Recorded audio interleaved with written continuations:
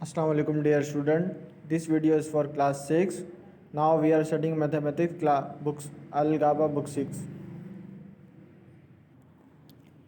Now open a page number 40. Exercise 2.1 decimal का हमारा chapter चल रहा है, ठीक है, जिसमें से हमारा क्वेश्चन नंबर 3 का ए पार्ट हम कर चुके हैं। तो अभी हम एनुअल टर्म के अंदर बी पार्ट करेंगे, एक्सप्रेस एज फ्रैक्शन। इसका फर्स्ट पार्ट है 0.125। अच्छा जी, इस फ्रैक्शन को एक्सप्रेस करके लिखना किस तरह है, इसको भी हम ड्राइव करते हैं। जी स्टूडेंट्स, देखिए page number 40, exercise number 2.1 question number 3 part B express as fraction का फर्स्ट पार्ट है 0.125। इसकी एक्सप्रेशन करनी है, यानी इसको सॉल्व करेंगे। इसको सॉल्व करने से पहले हमें ये समझना है एक्सप्रेशन होती किस तरह है। अगर हमें इस तरह की फ्रैक्शनल वैल्यू दे दी जाए, फ्रैक्शनल वैल्यू से मतलब होता है क्या पाउंड में वैल्यू होती है, जैसे 1/2, 1/3, 5/8 इस टाइप की। लेकिन यहाँ पे हमारे पास पाउंड की वैल्यू नहीं है। जहाँ पे पाउंड के नीचे कोई वैल्यू नहीं होती तो वहाँ पे 1 होता है, ठीक है। जब भी मैथमेटिक्स में भी कोई भी वैल्यू फ्रैक्शनली वैल्यू लिखी जाए तो वहाँ पे 1 उसके नीचे राइट किया जाता है। यहाँ पे हमारे पास कोई वैल्यू नहीं है, लेकिन इसके नीचे 1 है, ठीक है। तो अभी अगर और कोई वैल्यू होती तो उस पूरी वैल्यू को फिर आगे हम सॉल्विंग में यूज़ करते। लेकिन अभी ऊपर वाली हमारे पास सिर्फ न्यूमिनेटर हमारे पास है। तो अब हम ये देखेंगे कि यहाँ पे एक्सप्रेस करने के लिए इसको ये देखेंगे 0 के ऊपर पॉइंट डेसिमल जो हमारा पास लगा हुआ है, इस डेसिमल के बाद हमारे पास कितने डिजिट्स आ रहे हैं। अभी हम काउंट करेंगे 1 2 3 मल्टीप्लाई बाय। अब इसको इसलिए इसमें हम जितने भी डिजिट्स आएंगे पॉइंट्स के बाद डेसिमल्स के बाद, उतने डिजिट्स को उस वैल्यू से डिवाइड मल्टीप्लाई करेंगे। मसलन यहाँ पे अगर 3 डिजिट्स हैं तो अब आप देखें कि अगर 10 से अगर हम मल्टीप्लाई करेंगे तो 10 में 1 डिजिट 1 0 होता है। इसी तरह अगर 100 से करें तो वहाँ पर 2 zeros होते हैं। अगर 1000 से करें तो वहाँ पर 3 zeros होते हैं। यानी ये समझ लीजिए, कंसिडर कर लीजिए कि 1 2 5 इसकी जगह 0 zeros अगर लग जाएँ तो कौन से होंगे, तो वो वैल्यू हमारे पास आएगी 1000 की। अब इस वैल्यू को हमने यहाँ पे मल्टीप्लाई भी किया हुआ है 1000 से। यहाँ पे देखिए 0 5 0 0 2 0 0 1 0 0 0 0 1 टाइम मल्टीप्लिकेशन कर दी हमने। यहाँ पे साइन शो करेंगे, मल्टीप्लाई का साइन शो कर देंगे कि एक दफ़ा हमने मल्टीप्लिकेशन कर ली। उसके बाद दोबारा से दूसरे डिजिट से दूसरे ज़ीरो से हम पूरी रो को मल्टीप्लाई करेंगे। 0 5 0 0 2 0 0 1 0 0 0 0। इसी तरह थर्ड टाइम भी होगा। फिर यहाँ पे देखिए हमने तीनों जीरोस के ऊपर करने के बाद यहाँ पे 1 दिया हुआ है। अब 1 को भी पूरी रो से मल्टीप्लाई करेंगे। 1 5 यहाँ पे 3 टाइम हमने मल्टीप्लिकेशन कर लिया तो 3 साइंस शो कर देंगे। जितनी टाइम्स करते जाएंगे उतने टाइम साइन शो करते जाएंगे नेक्स्ट लाइन के अंदर। 1 5 5 1 2 2 1 1 1 1 0 0। अच्छा, ये जो लास्ट में हमारे पास यहाँ पे 0 आया ना, अभी इसको बता दूँ किसका करना है क्या है।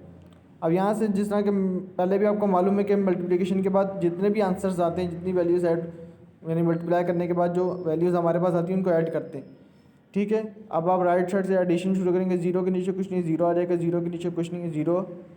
थर्ड 0 में भी कुछ नहीं है, 0 आ जाएगा। यहाँ पे 0 में 5 प्लस किया 5 आ गया, 0 में 2 प्लस किया 2 आ गया, 0 में 1 प्लस किया 1 आ गया, और ये 0 भी इसी तरह एज इट इज़ इसी तरह आ जाएगा। अब आप देखिए कि एक्सप्रेस करने के लिए यहाँ पे हमें पॉइंट दिया हुआ था डेसिमल इस वैल्यू के अंदर 5 2 1 के बाद यहाँ पे डेसिमल दिया हुआ था। अब हम यहाँ पे नंबर ये काउंट करेंगे कि डेसिमल हमें कहाँ पे दिया हुआ था। 1 2 3, तो 3 डिजिट्स के बाद हमारे पास ये डेसिमल यानी वैल्यू दी हुई थी। तो 1 2 3 zeros के बाद हमने यहाँ पे डेसिमल लगा दिया है। अब अगर डेसिमल से ये लेफ़्ट साइड वाले नंबर्स को देखें 1 2 5, क्योंकि यहाँ पर लास्ट में 1 2 5 के साथ एक 0 भी दिया हुआ है। 0 की वैल्यू कुछ नहीं होती, अगर स्टार्टिंग में लगा हो तो उसकी कोई भी वैल्यू नहीं होती। अगर किसी डिजिट के साथ लगा हो, राइट साइड पे लगा हो तो उसकी वैल्यू होती है, अगर लेफ़्ट साइड पे हो तो उसकी वैल्यू नहीं होती। अब अगर हम इन ज़ीरोज़ को अगर पॉइंट जैसे आप देखें कि कोई भी वैल्यू होती है, मसलन 10.5 तो हम 10 कंसिडर करते हैं, या 9.8 होती है तो हम 9 कंसिडर करते हैं। तो पॉइंट वाली वैल्यू उसको अक्सर छोड़ दिया जाता है किसी वजह के। तो यहाँ पर भी अगर हम सिर्फ ये देखें 125 हमारा आंसर इस तरह बनेगा। और इसका दूसरा तरीक़ाकार ये है कि अगर आप ये जो पूरा हमारे पास आंसर आया है, इस आंसर को जिस नंबर से हमने यानी 1000 से मल्टीप्लाई किया था इसी से डिवाइड करवा दिया जाए तो हमारे पास आंसर 125 आएगा। क्या आएगा? 125। इसी तरह क्वेश्चन नंबर 2 भी हमारे पास हुआ है। यह है 0.0705। अब वो कह रहे हैं कि यहाँ पे भी काउंट करें, इसको भी एक्सप्रेस फ्रैक्शन में करके लिखें ये किससे डिवाइड होकर आया है। तो अब आपने बताना है कि यहाँ पे ये किससे डिवाइड होगा। मसलन फ्रैक्शन में लाने का जो मतलब ये है कि उसको बताना है कि ये जो हमारे पास वैल्यू है कि किस नंबर से किस डिजिट से मल्टीप्लाई होगी। तो अभी हमने ऊपर वाले का एक्सप्रेस किया तो हमें मालूम हुआ है कि ये 1000 से डिवाइड होगी। इसी तरह क्वेश्चन नंबर 2 में हमने मालूम करना है कि ये वैल्यू जो है हमें दी गई है ये किस वैल्यू से मल्टीप्लाई होगी, यानी मल्टीप्लाई होने के बाद हमारे पास जिसका डिवीजन निकलेगा। तो यहाँ पे देखिए, यहाँ पे पॉइंट के बाद हम काउंट करेंगे 1 2 3 4 डिजिट दिए हुए जिसमें 0705 है। तो 4 डिजिट की वैल्यू हमारे पास होती है 10,000 की, क्योंकि उसमें 10,000 के अंदर 4 जीरोज़ होते हैं। हमने 1 काउंट नहीं करना है क्योंकि 1 काउंट नहीं किया जाता, 1 से मल्टीप्लाई किया जाता 1 नहीं होता है। तो पे 4 डिजिट्स वाली वैल्यू हमारे पास 1000 है, 10,000 है। 10,000 जब इसको मल्टीप्लाई करेंगे तो यहाँ पे पूरी मल्टीप्लिकेशन हो चुकी है। यहाँ पे आप देखिए कि मल्टीप्लिकेशन के बाद इसका आंसर भी है। तो ऊपर देखिए 1 2 3 4 डिजिट्स के बाद यहाँ पे लगा हुआ है डेसिमल, तो नीचे भी हम 4 डिजिट के बाद डेसिमल लगा देंगे। जिस तरह कि मैंने कहा कि अगर डेसिमल्स के लेफ्ट साइड वाली वैल्यू देखी जाए तो वो कंसिडर की जाती है और राइट साइड वाली वैल्यू कंसिडर नहीं की जाती, वो एक्सेप्टेबल नहीं। और अगर लेफ्ट साइड पे जीरोज़ लगी हो तो वो भी कंसिडर नहीं किया जाता। यहाँ पे देखिए हमारे पास आंसर बन रहा है 705। तो अगर इसी वैल्यू को, ये जो हमारे पास ये पूरा आंसर आया, अगर इस पूरी वैल्यू को हम 10,000 से डिवाइड कर दें तो हमारे पास ये पूरा ये जो ऊपर वाली वैल्यू थी ये बिल्कुल एज इट इज आ जाएगी। तो ये हमने यहाँ पे शो करवा दिया कि 705 को, यानी अगर ये जीरोज़ भी आगे साथ लिख दें तो कोई प्रॉब्लम नहीं है, अगर नहीं लिखें तब भी कोई प्रॉब्लम नहीं है। कि इस वैल्यू अगर हम 10,000 से मल्टीप्लाई डिवाइड करवाएंगे तो हमारे पास ये वैल्यू आएगी। यानी आपने ये जो वैल्यूज़ दी हुई हैं ऊपर 0.125 0.0705 वो ये शो करवाना है कि ये कौन से वैल्यू से डिवाइड हो रही है। तो हमने यहाँ पे मल्टीप्लिकेशन के बाद यहाँ पे शो करवा दिया कि ये इस वैल्यू से डिवाइड हो रही है। तो इसी तरह भैया आप बाकी क्वेश्चंस भी देख लें। जी स्टूडेंट, इसका क्वेश्चन नंबर पार्ट नंबर 4 जो है और पार्ट नंबर 6 भी मैंने यहाँ पे कर दिया है। ये थोड़े डिफ़िकल्ट क्वेश्चन जो मैं यहाँ पे किए हैं, ये लिखा हुआ है 3.56 यानी 3.56 भी बोल सकते हैं इसे। अब इसको बताएं ये कहाँ किस वैल्यू से डिवाइड होगा। तो आप देखिए यहाँ पे पॉइंट के बाद 5 6 ये 2 डिजिट्स आ रहे हैं। तो 2 जीरोज़ हमारे किस में आते हैं? 100 में आते हैं। तो हम इसको 100 से मल्टीप्लाई करेंगे, फिर उसके बाद में हमारे पास इसकी वैल्यू आ जाएगी कि इसे क्या इसका आंसर आता है 0 6 0 0 5 0 0 3 0 मल्टीप्लाई का साइन शो करेंगे 0 6 0 0 5 0 0 3 0। इसी तरह फिर 2 टाइम्स मल्टीप्लिकेशन होगी, 2 टाइम्स साइन शो करेंगे। इसी तरह 1 से मल्टीप्लाई करेंगे 1 6 6 1 5 5 1 3 3। ठीक है, उसके बाद हमारा आंसर यहाँ पे एडिशन कर देंगे। 0 का नीचे 0 0 का नीचे 0 0 में 6 प्लस किया 6 0 में 5 प्लस किया 5 0 में 3 प्लस की 3 का 3 इसी तरह आ जाएगा। तो हमारे पास आया 356.0। तो अब मैंने भी कहा कि पॉइंट के बाद क्या अगर जीरोज़ होंगे तो वो कंसिडर नहीं होते। कुछ वैल्यूज़ ऐसी होती हैं जैसे 8 हो तो वो तो 5 के बाद की वैल्यू, यानी 4 अगर 4 तक वैल्यू हो तो वो कंसिडर नहीं होती। 0 से लेकर 4 तक कंसिडर नहीं की जाती वैल्यू। अगर 4 से बाद 5 में आ जाए 6 में आ जाए 7 में आ जाए जैसे, तो वो कंसिडर हो जाती है पॉइंट के बाद अगर कोई नंबर हो। तो यहाँ पे 0 तो हमने इसको नहीं लिया। यहाँ पे अगर इसी वैल्यू को अगर हम 10 से डिवाइड करें तो हमारे पास ऊपर ओरिजिनल जो वैल्यू है वो आ जाएगी। वो यहाँ पे हमने शो करवा दिया कि इस वैल्यू को अगर हम 1000 से डिवाइड करें तो हमारे पास ये आंसर आएगा। इसी तरह 0.6 का भी है, ये भी आप देख सकते हैं कि इसको अगर हम देखिए पॉइंट के बाद यहाँ पे भी 2 डिजिट्स हैं, इसको भी हमने 100 से मल्टीप्लाई कराया तो ये आंसर आया 0.006। मैंने कहा फर्स्ट वाले डिजिट्स भी 0 नहीं लिए जाते, तो अब यहाँ पे हमने आंसर आ गया कि 6 को हमने अगर 10 से मल्टीप्लाई कराया तो हमारे पास आ जाएगा 0.06। पॉइंट से पहले 0 लगाया जाता है, अगर ना भी लगाएं तो कोई प्रॉब्लम नहीं, यहाँ पे क्वेश्चंस में नहीं लगा हुआ। इसी तरह हम आगे यहाँ पे इस एक्सरसाइज के अभी नेक्स्ट क्वेश्चन करेंगे। जी स्टूडेंट्स, अब इसका देखिए क्वेश्चन नंबर 4 हम करने जा रहे हैं पेज नंबर 41 पे। यहाँ पे हमें क्वेश्चन नंबर 4 का पार्ट 1 है, ये देखिए पार्ट 1 हमें दिया हुआ है एक्सरसाइज 2.1 की question number 4 part 1। Give the place value of 7 इन 43.75। यहाँ पे उन्होंने एक वैल्यू दी हुई है हमें